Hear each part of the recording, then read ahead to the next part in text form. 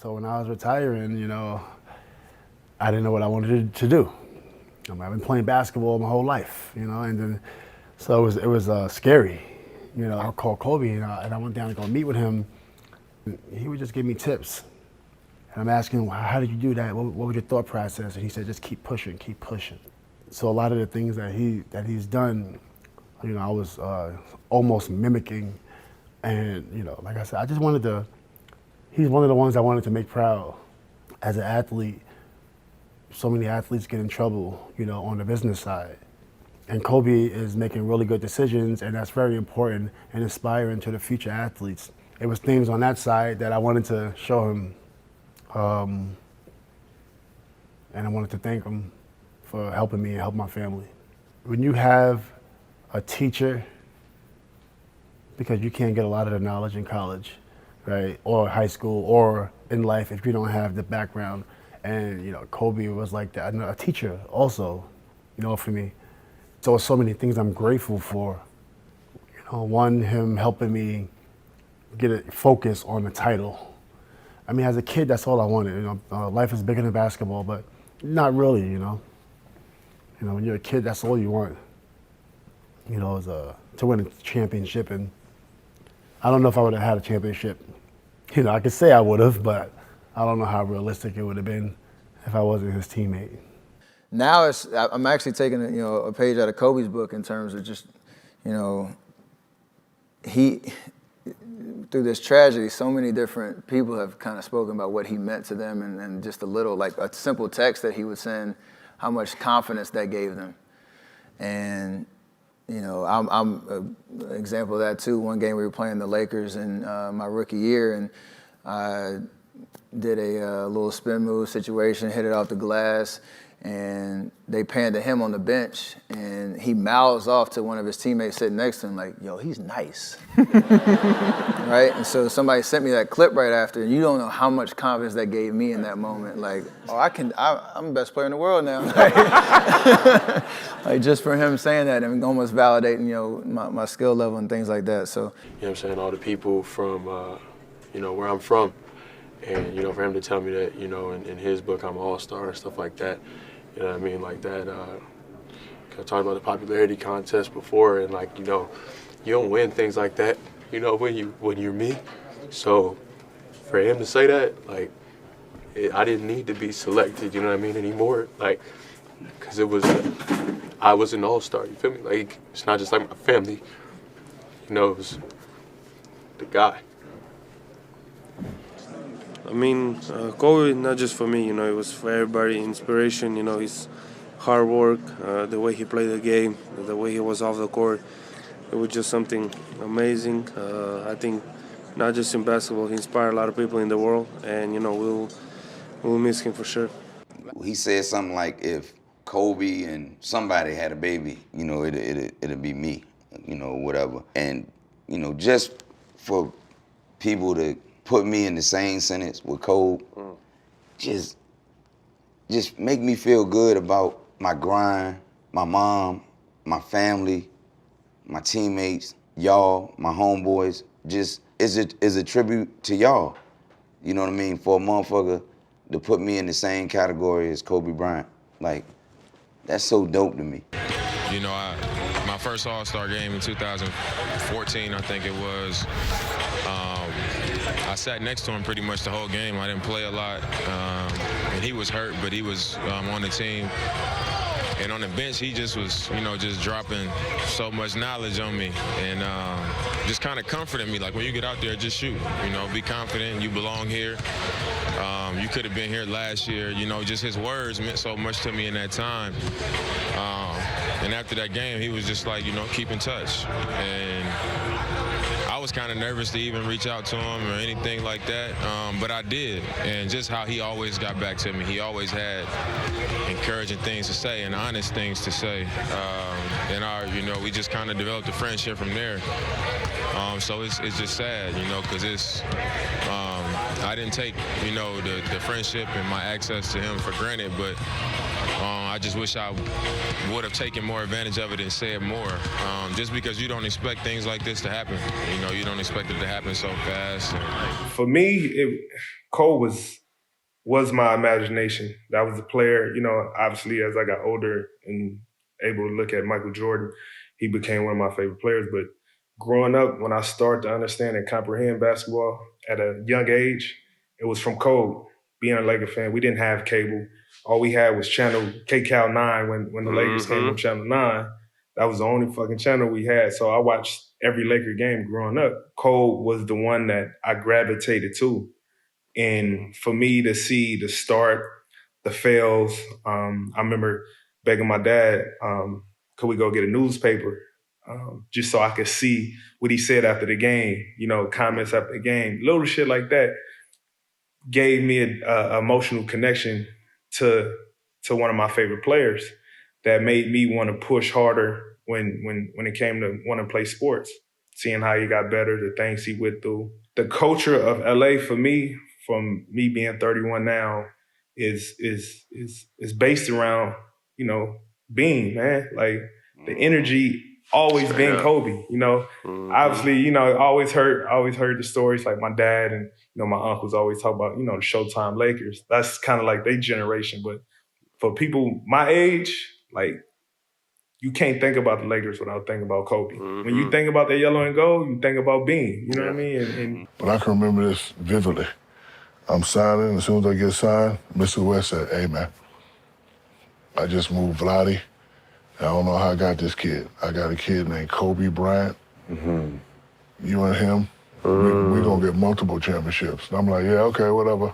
Because I'm looking at all them goddamn zeros. So, well, yeah, he said that. Like, he saw something in Kobe that nobody saw.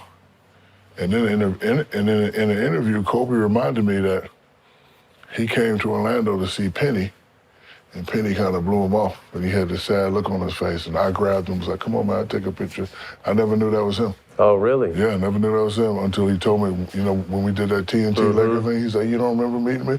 He never told me that. Like, you know, through all the years that we played in there, he never told me that. He told us the Penny story. I didn't know that you, that's dope. You know, I don't even know that it matters if you've seen him play. Like, you know who he is, you know what I mean? It speaks to who he was and what he was able to do. And I was kind of thinking about it when I was lifting, you know, his last tweet, you know, being about LeBron, congratulating him and talking about moving the game forward. It's really fitting because that's all he ever did was move the game forward. So, you know, it's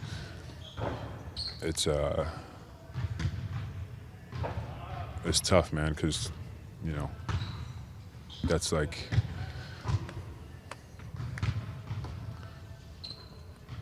that was his biggest passion, you know, and I know his daughter, you know, that was huge for him as well, and you know, for it to happen like that, it's just, I don't know what to say. Sorry, I lost my train of thought.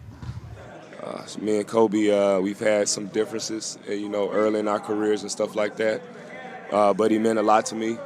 And one thing that, you know, I wish that, you know, I would have had a chance to do is tell him how much I really appreciated him and the growth and change that I saw with him as a from a player to retire from the NBA and all the stuff he did with the girls and, you know, starting a basketball program and, you know, really catering to women. You know, that was very special to me. And I just wanted to tell him how thankful I was for that and that opportunity to play with him and how appreciative I was just for all the things that we had went through together as players and also brothers, you know. And it's something that still hurts today. I think about it every day. And I just would just tell people, man, you know, while you're here on this earth, you know, enjoy everybody, enjoy every single moment that you have. And be gracious because you never know when it could be your last. And, you know, I really wish I would have had a chance to tell him how grateful I was. You know, I've known Kobe since he was 15 years old, and I was 16, playing AAU basketball. And we go through 18 years of competing and talking junk and about to fight each other and congratulating each other and hating each other, enjoying each other in 18 years. Playing against him for the last time, I want to say in Memphis, our last battle, just remember talking with him during and after, because we didn't have a lot of conversation during the game often. And if it wasn't friendly, even though we played against each other. And that's what I enjoyed, and that's just what it was. But I think just talking to him and just, I remember asking him, was he ready to retire? He's like, he's ready. And I was like, how are you going to handle it? After 20 years of doing something, how do you handle it? He's like, I'll be okay. He's ready, and he said he's going to figure out. Move forward to when we had a conversation in New Jersey after the game. Kind of revert back to that conversation, and I was like, how is it? He's like, he was the happiest he's been, and getting the opportunity to see his girls grow up, helping his daughter figure out the game and understanding how he understood it. And you can see that in her game at a young age. And the next thing we talked about was, he asked me if I was ready. And it was if I was ready to handle it. I was just, I'm back and forth with it all the time. And he's like, you'll enjoy it. It's peaceful. And he said that's when he said he was at his happiest. And he said, we'll connect soon and we'll talk about it. In Game 5 of the Western Conference Finals, it was 2-2. It was us versus the Rockets, obviously. And I had been out the rotation the first 4 games, and Steve put me back in the rotation, just a little adjustment, get some more shooting out there. And about a minute left, 50 seconds left, I'm guarding Chris Paul. I get a stop on Chris Paul. Draymond gets the rebound. He brings it down. He finds me on the break. Like, I had 0 points at the time. I was like 0 for 2, man, and I bobble the ball, and I shoot it, miss. They come down. We end up losing the game. And you know how it is now. Social media is killing me. We down 3-2, and this is my first year with the Warriors. I'm like, damn, my first year, we about to go down. I just told myself, man, this is going to be my Kobe moment. Like, I remember him airballing 3 shots against Utah, in his first big playoff experience. And that's what I kept telling myself. Fast forward a year later, we in the finals. I get the same shot at the same spot, against the Raptors in the finals, and I hit them.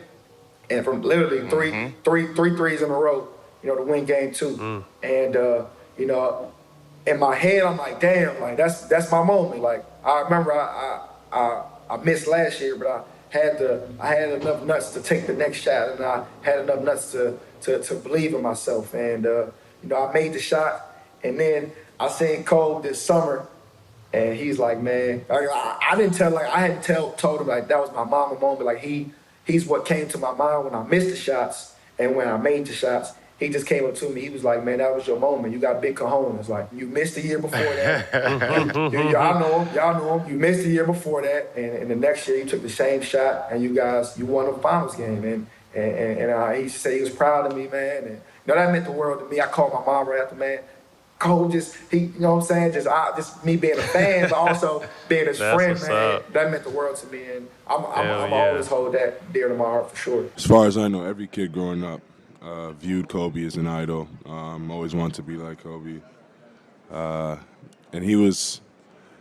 I know for me and the guys that I was around, my family and my friends, he was our first superstar to really look up to day in and day out. Man, well, for me, obviously. Especially watching this Jordan documentary and hearing people like around you guys' age and older, like how my dad talked about Jordan, really made me realize like that was Kobe for me. Like Kobe was my Jordan, and he was my favorite player. Right. He was the reason I started playing basketball. Like, I had all the jerseys, all the shoes. I wanted to be just like him. So, Kobe was Jordan for me. Man, Kobe meant everything to me. Kobe was. I see you light up. Yeah, Kobe was my Michael Jordan. Right. Kobe was, like I said, my family's from Inglewood, so I was brainwashed into being a Laker fan. So in '96, I was 7 years old, and knowing who Kobe was, getting drafted, Shaq just came over. Like, that was my childhood, He was everything to my life, not just hoop. I wanted to be him. I knew I wasn't just because I was I wasn't gonna be 6'6". I wasn't gonna be as big as him, but you know, he inspired me in so many different ways. And then when I was able to, you know, reach that level of, you know, one of the top guys in the NBA, I was able to build a relationship with Kobe. And it wasn't just no hoop relationship. It was an everyday, you know, lifestyle relationship in terms of if I was going through something, I can hit him and he was hitting me right back. And, you know, he meant everything to me. When I was able to build that friendship with him, it was crazy checking my phone and seeing a text from Kobe. Right. Like, it didn't make no sense because, you know, I looked up to him for so long. So, you know, when I got signed with the Pelicans and they were giving me jersey options and 24 was there, it was a no-brainer. Like, I wanted to do my part into paying some type of homage to my favorite player to ever play the game. Your 2 years here, obviously so much has happened since then, but when you look back on your 2 years here, what comes to mind first? It was a blur. It was a blur, to be honest. Came here, I remember Kobe more than anything, you know, the Kobe farewell tour, you know, getting to be a part of that and see that and see the respect that he had around the league. I've always been like, I wanted that, you know, so that's really the main thing. I think for me, it's more personal to me because I think in 2016 was probably the lowest point of my NBA career of where, you know, a chain of events just kind of almost took me down the tube. And Kobe reached out to me, and I'm just like, Kobe, like, it's almost like crying to like your older brother or like Kobe, like, I don't know what to do. Like, these people trying to take me out. Like, the league's trying to take me out. The media's trying to take me out. Like, everybody's trying to take me out. Like, I don't know what to do. And it just felt like my career was caving in on me. To get that call, and he told me, he said, Draymond, 99% of the world is okay with mediocrity. You're chasing something so much bigger that how do you ever expect anyone to understand you? And for me, that was all I needed to hear, especially coming from a guy who, just that I've loved since I was a kid, that, you know, I have the utmost respect for, that I ended up building a relationship with. That meant the world to me because it was like Kobe said, F everybody is everybody, you know? And I was able to hold on to that and rally and just keep going and build on it. And for me, that was like Kobe was a real guy, you know? Again, just for me being from LA and growing up watching him and being a Laker fan growing up, and just what he did for the culture of basketball for so many years, and not only that, but for the world. It's a sad day. I guess in my heart, Kobe would want us to beat the Celtics, so that was a good win. But man, just so much prayer to him and his family. Just to find peace in this situation, I couldn't imagine. My first game back home, my rookie year, I got 6 stitches. Bit on the pump fake, and he elbowed me. Yeah, I mean, yeah, that was like my first Kobe experience. You know what I'm saying? So to be able to experience that, how tough he was. There's also another one here where I think he tore his rotator cuff and shot that fadeaway left-handed. I think I told Frank on the bench that like I was sitting looking directly at it, and he just turned around with his left hand. It was amazing, man. So yeah, he'll be missed. I didn't meet him until my rookie year, but I mean, just growing up, I mean, he's on the TV all the time. You know, everybody wants to be Kobe, shooting shots in the trash can. You know, when you're a little kid in school, yelling Kobe. So, I mean, his influence on everybody is, you know, tremendous. So we were playing in New York, and he was in New York, but he went to watch the Brooklyn game. And he texted me on my phone. He was like, "Oh, Giannis, like I didn't know you were in town. I didn't know the Knicks were playing the Bucks. So I really apologize that I'm not able to come to your game. I'm going to the Brooklyn game." And I was like, you're Kobe Bryant. Like, you don't have to say nothing to me. Like, you don't even have to talk to me. Like, you know. So man, he was a down to earth guy, and that's why he was special. That's a young basketball player and somebody you looked up to, and as a high schooler, you know, not knowing much outside of just playing basketball, and then getting to the league and getting to know the person and the man and everything just that comes with it. With Kobe Bryant was just a joy to be around. You know, it's just you display every emotion when you're around him. You know, as a competitor, you hated playing against him. You know, as somebody that admired him, you just loved being in his presence. It was just one of those things. As a young hooper, he meant the world to us. Being around somebody who's been through so much in his life, who've invited everybody into his life as well along that journey, and just to see the lessons that Kobe learned through the game and how he was so eager to give it off to the younger players. Not just myself, guys that were number one options on their team, but even role-playing guys. He always, you know, guys that were, you know, in and out the league, he always had his arm around them. So just a huge, huge ambassador for us all, but also had us dreaming about what life is like outside of the game and how we can all tie it together. His lessons were small and short. He didn't say much when you was around him. He was really closed off and reserved, but when you broke that down, it was just like phenomenal to see the human he is, human he was, and just the curiosity that he had for the game, for life in general. I heard that a lot the last couple of days, his curiosity, and that's what stood out to me. I remember he asked me about how I came off a pin down one time, and I'm like, you're Kobe. You know, so it's just, I can talk about the memories and the small interactions that I had that probably he didn't know that touched me, but I can go on and on. But I mean, he's influenced so many people that it's beyond basketball. Just the mentality of getting up, being great, pushing through any and everything, and wanting to be the best at what you do. That's in life in general, not just basketball, not just what you do. But anybody can say, you know, I want that Mamba mentality. I have to. There's no other choice but to be the best. Just knowing him personally, I know he'd have wanted me to come out here and try to ball and, you know, still just be great. So, you know, that's what I tried to do tonight. Can you describe the mood amongst your teammates? I mean, everybody's sad, you know what I mean? You know, words can explain his impact he had on this floor. You know, the emotional impact he had on everybody, you know what I mean?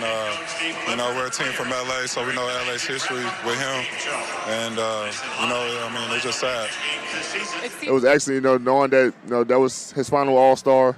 You know, we kind of shared that moment. And then I think the first one when he, in 2013, when I was a first-time All-Star, I think he got injured, and I was his replacement. And he told me to make him go out there and look good because I was replacing him. So, and he was by me the whole time. You know, it was in New Orleans, and he was just telling me, like, you know, you'll be fine. You know, I was nervous, obviously, and he was right there just kind of holding my hand through it.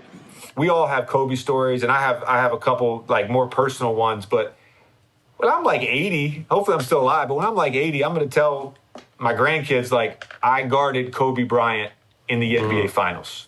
And yes, he got the best of me, but I had some stops. Check the tape. Check the tape. I mean, like, truthfully, Cole was like one of the few guys that I just like wasn't kind of like all of. We all were. Like, I played mad against everybody, but him, we always had like a different type of relationship. I think it was more out of respect too. Everybody else, I pretty much couldn't care less about. It seemed that way. I mean, off the court, and but you know, just to have the opportunity to match up with him, know him on and off the court, was special. I mean, it made me who I am, pretty much. I mean, I got my nickname after a Laker game, matching up with Kobe, won the championship verse, pretty much, and kind of like cemented my legacy playing against him. Right. You know, so he meant so much to me in the basketball world, and just to see him be gone like that, it was just. It's like you almost lost a family member, or you did. You know, like I've lost family members, I've lost friends and stuff, but for some reason this one like hit, like one of the hardest hitting ones. And he was untouchable. He's like damn untouchable to us. Like right. Anything can happen, it can't happen to Cole. It's not supposed to happen to Cole, right? Right, and so like it really, like even today, man, I'm like just looking at the mirror, like it's hard. It's hard, man. Well, his last game in Philly, I got the chance to spend about 45 minutes with him, just talking to him, and I think that was really cool, especially for me. My story, how I started playing basketball, it was because of him.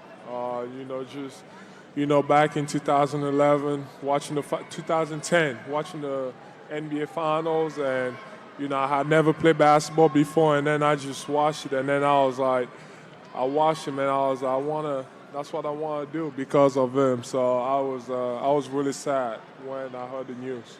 And that's one of the biggest things I miss about Kobe, and not getting that opportunity to play with him when the trade stuff happened, is that I was there. They blocked that shit. I couldn't believe it. Remember, I was talking to you. You were talking to me and Kobe. I'm like, bro, what, you gonna fucking love LA? There's nothing like being a Laker.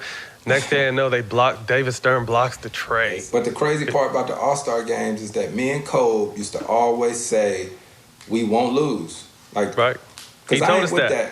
Yeah, we used to beat the hell out of people. And the thing was, fans would be like, oh, the game wasn't good. And we'd be like, well, we just gonna beat y'all ass. We ain't got nothing to do with that. No, Kobe told us. He said he would look over at you and be like, CP, let's go. I think he best describes it in terms of, he was my all-time favorite teammate.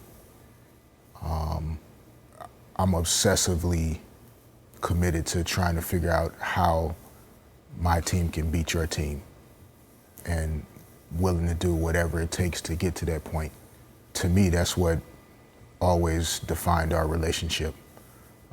Even though I could barely, hold his shoestring, he still allowed me to go along for the ride because we shared that bond of, I'll die out here on this court if I need to, in order to make sure that my opponent knows he's not gonna last longer than I am. And I feel like that's how we were both able to lead the teams that we played on together, and the guys that played with us, I think they were open enough and man enough to allow us to lead the way we tried to. But for me, when I got into the league, Kobe Bryant was the bar. He was the greatest player in the game to me before I got in the league, but definitely when I got there. I mean, he was someone, I think he was 24 years old at the time when I got in. He had 3 NBA championships already. You know what I mean? And when you want to talk about the swagger, oof. I mean, Kobe had it. But as a competitor, I knew that Kobe was the one for me that I had. If I wanted to be great, that I had to get on the level of Kobe Bryant. However I did that, I knew I had to get on his level or be respected by him in some way where he looked at me as equal. So it pushed me, and he pushed me. And we didn't talk a lot early on, but I feel like when we got to around 2008 in the Olympics is when we got close, and it all started from training. Like, I think once you get around guys and you really see who they are and what they're built of, because you're around them for 2-3 months. And Kobe saw that my grind was very similar to his grind, and that me and him did a lot of things where it was just me and him, and it wasn't no one else around, and so he started respecting me in a way that I already had respect for him in. And then he just became like a big brother, during the Olympics. His knowledge of the game, even though I was a great player, Kobe had knowledge of the game that I didn't have. And so he became a person that I would go to and just, hey, what should I do on this play? Hey, how should I do this? And he kind of he came to me and said, listen, when he heard that I wasn't starting, and he knew that, I'm sure he knew that, man, I know this is tough for D-Wade not to be starting on this team.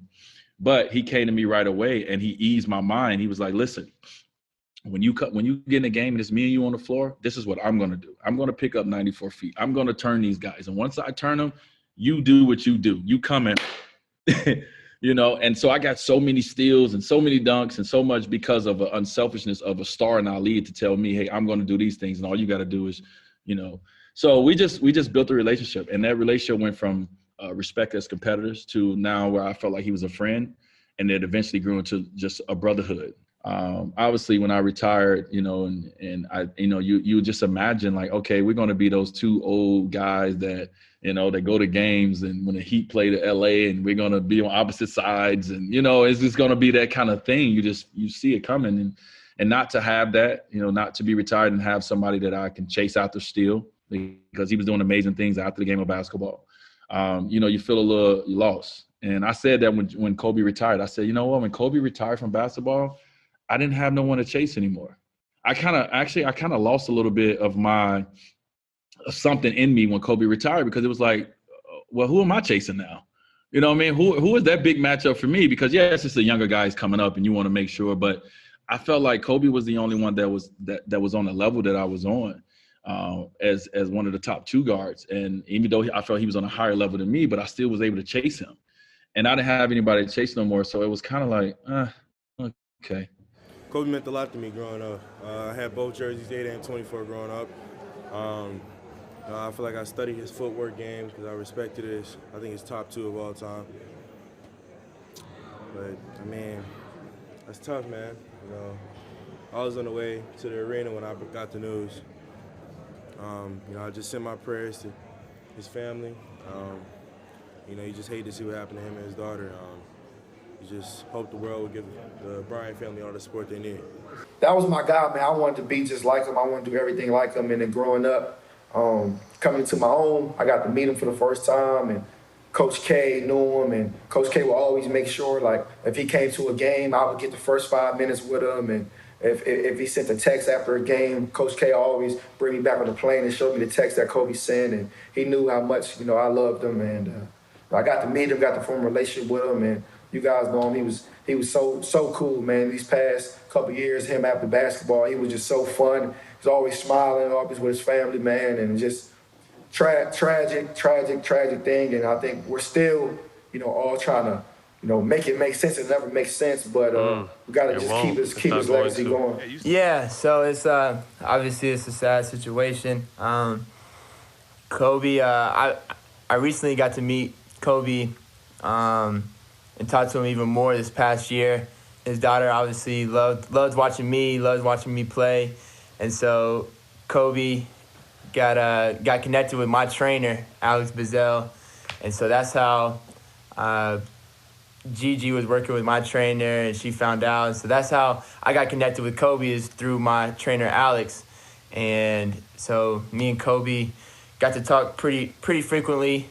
It was even more heartbreaking for me knowing that I was Gigi's favorite player to watch. I was just blessed I was able to meet him and have that type of relationship with him. So Gigi was with her protector. Yes. She was with her dad. Amen. You know what I mean? And she wouldn't rather be in any other place. So Kobe, being who he is, would, right now probably hit my chin up, tell me to keep it together, and just keep going. It's crazy how life happens, and it's just so precious. The opportunity to play together would have been crazy, because we went so hard against each other, just competing against each other. But one of the funniest things ever was when he tweeted that picture of our kids, and he said, at least Gigi and Lil Chris to get a chance to play together. And I don't know. It's still tough. What's the team's energy, focus like, and then the drive to actually winning it the year he passes? Yeah, at first it was tough, man. That was a tough adjustment for the team, because how you get to that initial stages, the first few days, right? Kind of get used to it. But every time we went on the road, teams did a Kobe tribute that season. So it was tough to kind of put it behind you. Yeah. But I think once we got to the bubble, you kind of felt like everybody's motivation. And then they pulled out their mama jerseys.